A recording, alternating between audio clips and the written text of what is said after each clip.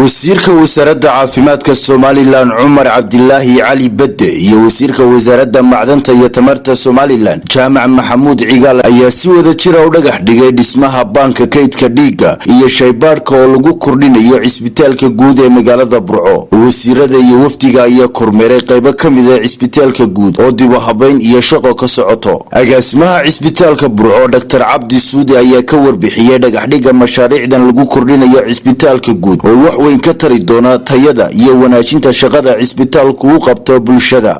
sida arkaysaan maanta waxaan halkan wasiirka wasaaradda horumarinta caafimaadka iyo wasiirka wasaaradda macdanta iyo tamarta oo maanta qalab nagu wareejinayay waxa kale maanta noo dhagax dhigayaan blood bank iyo shaybaadh uu dhisanaya cisbitaalka guud ee magaalada Burco.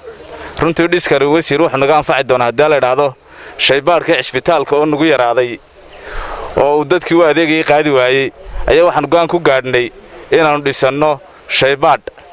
dhiskan waa dhismo weyn oo ay ku baxaysa kharash ilaa $60,000 ah cisbitaal ahaan annagana dhisanayna.